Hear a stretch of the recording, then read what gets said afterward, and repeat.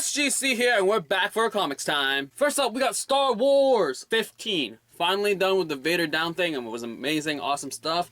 Now we have another Obi-Wan Kenobi Adventures! So basically, just what Obi-Wan does during when Luke was growing up.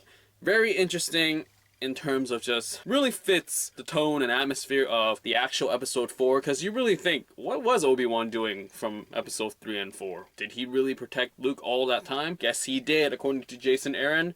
And in terms of the art, did we get the name of Mike Mayhew? I don't remember if he was the last dude that drew all this stuff, but I really dig his art. And it's just overall awesome storytelling and really great stuff. And I cannot wait for the next issue. Because, I mean, it's probably going to be a Leia-centric one, because Leia's on the cover. I wonder what's going to happen with that.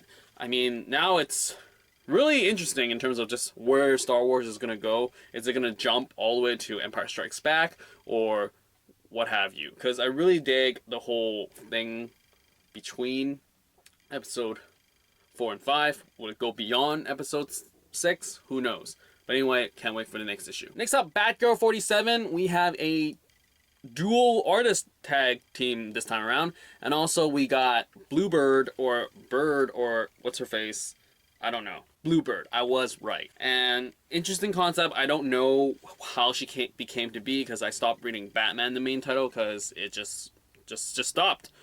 But overall, I mean, different artists is great. I mean, Moritat has always been awesome. Really wish that he starts drawing a monthly thing again, because that would be awesome, and I'll be totally down for it, because his spirit stuff was amazing. And this time around, he's great. And we also have, who else do we have? We have, what, I don't know how, Eleonora, Carlini. I mean, overall, their tone from Babs Tarr is different, but still feels sort of the same. Moritat's round faces really fits with Babs Tarr's. And overall, I mean, it's not a very change. It reminds me of the whole Daredevil run with Mark Waid and Chris Samney when they had guest artists come in. It was totally great, and it was a smooth transition. Same thing here. In terms of the storyline, it was kind of cool to see a tag team doing their thing, and then having some action in the background and having some team ups. And definitely the ending is going to be interesting as well, because it's just like, whoa, what's going to happen? I don't really know, because I feel like a few issues back, I think it extended into the annual, the storyline, and maybe if I read the annual, I would know more, but I don't read the annuals. So yeah, I don't know. But anyway, I am curious about the next issue. This is still kind of iffy, but I don't know. I'm just here because I'm here. Next up is all new Wolverine number 3. I really dig the covers, and it's just really dynamic. And the art is great. I mean, what's his face? Bengal. Enjoyable. I follow him on Tumblr as well, or someone that's posting his stuff on Tumblr. I mean, overall, it's an interesting story. There's action-packed sequences, and Taskmaster fight, that was pretty cool. And it's just pretty funny how Laura sort of overpowered Taskmaster. Didn't see that coming. But, I mean, I don't know.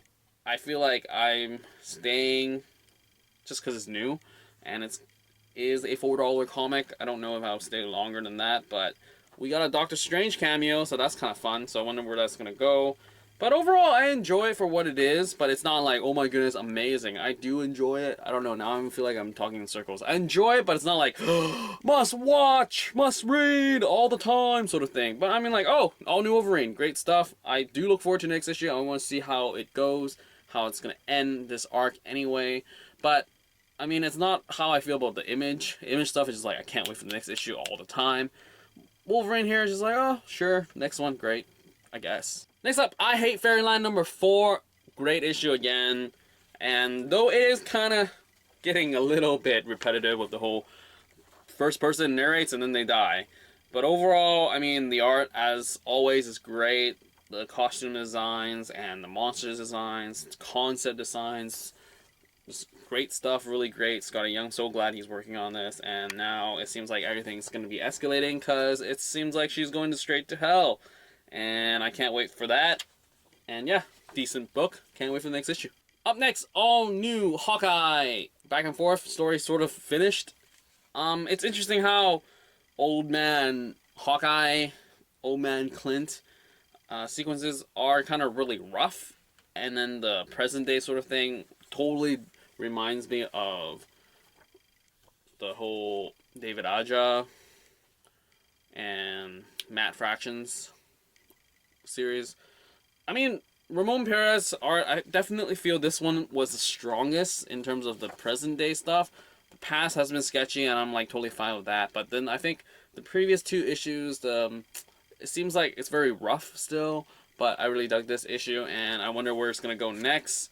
I do wonder how long the next arc is gonna be, because I don't know. I'm not very super keen on it, but it's just more of a, I was reading it before. Same thing for All New Wolverine. I'm just reading it because I'm curious, but I'm not dying to read the next issue. But I don't know, curious for the next issue. Up next, Legacy of Luthor Strode number 4. Amazing book.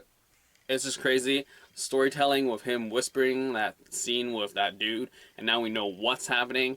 And the action packed, great stuff. Storytelling, awesome. Art, awesome. Paneling, awesome. Everything, awesome. I love this. Cannot wait for the next issue. What else can I say? I love this. Fine, I guess I could say something. It's just the action is very dynamic, and it's just really fun in terms of just how epic the scale is, in terms of just the scope of the world, and just like these really awesome panels of just action is just great. Great. Up next is Spirit number 7, Eric Powell cover. I can't believe it's been 7 issues. It doesn't feel like it's been that long, but it has. Interesting world. I mean, they're going after these dudes. There was one panel where it was pretty epic.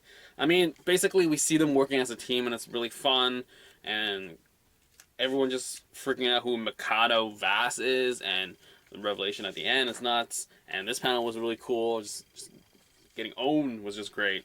And overall, I mean, it's sort of a guilty pleasure read, because I don't know, the Spirit, I felt like I never read the original stuff, so catching up with the new stuff, and I'm liking the new stuff, so why not? Lastly, we have Tokyo Ghost number 5, another beautiful book, and it's just a sad case of what went nuts. I mean, it's just like, everything was great, and now everything's destroyed, and it's just so sad, and it's just, a lot of action, and Debbie, what's happening to you? I mean, now it's like the first chapter is done for Tokyo Ghost. And I wonder where it's going to go next. I really dug the whole story plot with the whole finding themselves peace, dealing with the body and all that stuff. And the covers are awesome, art is awesome, storytelling is awesome. And yeah, cannot wait for the next issue. Yeah. There you go, that is this week's Comics Time. I hope you like what you got, because it's your money. And as always, if you have any questions, advice, blah, blah, blah, leave it down below, and I'll get back to you as soon as possible. And that is it for this week's Comics Time. Out!